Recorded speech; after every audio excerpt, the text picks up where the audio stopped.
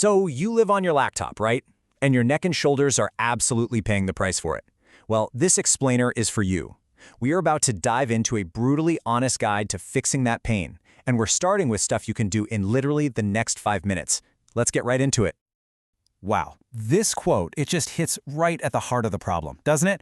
The pain you're feeling, it's not just some vague bad posture thing.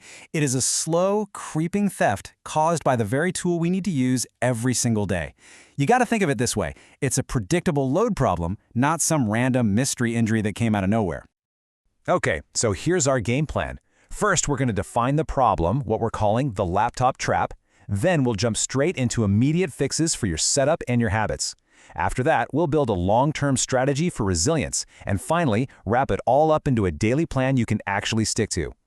First things first, you have to understand the enemy. So, Section 1, the laptop trap.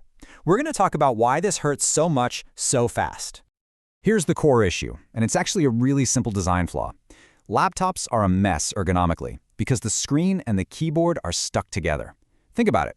If your screen is at the right height for your eyes, your keyboard is way too high. And if your keyboard is in a comfortable spot for your hands, well, now your screen is way too low. Your body is forced to make up the difference. And guess who pays the bill? Yep, your neck and your shoulders. Does any of this sound familiar? You start the day feeling pretty good, but by like 10 a.m., your shoulders are creeping up trying to become earrings. By the afternoon, you catch yourself massaging your own neck on a Zoom call. Listen, you don't have a bad neck. You have a bad setup that is creating a totally predictable load problem day in and day out. Okay, enough about the problem. Let's get to the fixes. Section 2 is all about your foundational setup. These are the absolute biggest impact changes you can make, and you can literally do them right now. This right here is the single most important fix. Think of it like a triangle. Step 1, get your screen to eye level. And I'm serious, go grab a stack of books and do it right now. Step 2, use an external keyboard. This lets your elbows relax down by your sides instead of being all pinned up. And step 3, keep your mouse close. You don't want your shoulder constantly reaching out and hunting for it. Eyes forward, shoulders down. That is the goal. So, do you actually need to make this switch? Here's a really simple way to decide. If you're working for hours on end and your pain is noticeable, let's say a 4 out of 10 or higher, it is absolutely time to separate your screen from your keyboard. Now, if you're just doing short little sprints and you feel fine, you can probably get away with just the laptop. Just be honest with yourself about which camp you're really in. Your neck absolutely hates chaos. If the rest of your body isn't stable, your neck and shoulders are going to try to do all the stabilizing for you. So let's fix the foundation from the ground up. Get your feet flat on the floor, use a box or a book if they don't reach. Sit on your sit bones, not slumped on your tailbone. You can even use a rolled-up tower for some lower back support. The goal isn't to be a rigid, stiff human Jenga tower, it's just to be stable and relaxed. Look, a good setup is the foundation, but it's our daily habits that really make or break it in the long run.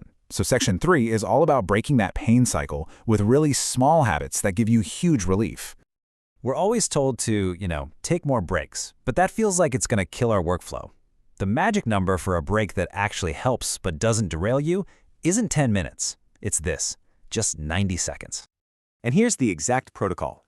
Set a timer on your phone, on your computer, for every 30 to 45 minutes. When it goes off, you just stand up, do some shoulder rolls, some gentle neck turns for that 90 seconds, and then, this is the crucial part, sit right back down and get back to what you were doing. This breaks that slow downward spiral of posture without totally killing your focus. But what about those days when your setup is perfect? You're taking your breaks, but the tension is still there. You know the feeling. This is when the problem isn't just about your muscles anymore, it's your nervous system. It's signaling a threat, maybe from stress, maybe from lack of sleep, or maybe just too much coffee. For those days, you need this 2-minute reset. It's simple. 30 seconds of just slow, controlled breathing. 30 seconds of consciously unclenching your jaw. You'd be surprised how tight it is. 30 seconds of shrugging your shoulders way up to your ears and then letting them drop as slowly as you can. And finally, 30 seconds just looking out a window far away to let your eyes relax. It's like sending a direct message to your brain that says, hey, we're safe. Okay, so we fixed the setup. We're working on our habits, but I know what you're thinking. What if the pain just keeps coming back? That question is what moves us from just playing defense to actually building a body that's more resilient to the work we have to do every day. Which brings us to Section 4, building long-term resilience.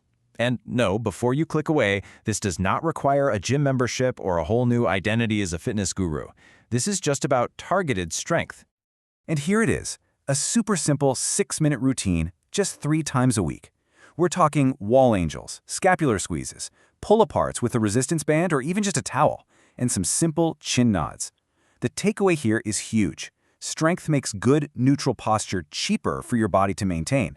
It literally builds a buffer against all that daily strain. All right, let's pull all of this together into a concrete plan you can actually use. Section 5, your 15-minute action plan. We're going to cover what to do on bad days, where to spend your money wisely, and a daily protocol. If you are in pain right now as you're watching this, this is for you. This is triage. For the next 48 hours, just stop doing things that are going to flare it up. So no aggressive neck stretching, no working from bed. Instead, try some gentle heat, some really slow and easy movements, and maybe a short walk. The goal is to calm the whole system down, not to fight it. Okay, let's talk about money, because this is where a lot of people go wrong. Do not go pay for an expensive massage, feel great for a day, and then go right back to the exact same setup that caused the problem in the first place. That's just expensive theater. The smart way is a ladder. Tier 1, fix your setup. Best return on investment, period. Tier 2, get some professional guidance, like from a physical therapist. And only then, for Tier 3, do you pay for that temporary relief like a massage. So let's put this entire system into one daily checklist. And guess what? It only takes about 15 minutes. You've got 2 minutes for that nervous system downshift, 6 minutes for your mini strength routine, 2 minutes of gentle movement, and the real hero of the whole thing, 5 minutes to just audit and fix your setup for the day ahead. And always remember the rule. If your pain is high, like a 6 out of 10 or more, you triage. You don't push through with strength work. This is the bottom line. This isn't about becoming some new posture-obsessed person. It's just about changing the small, automatic things you do every single day. It's about building a new default setup and a new default set of habits so your body doesn't have to keep paying the price for your work. So, the real question is, what one default are you going to change today?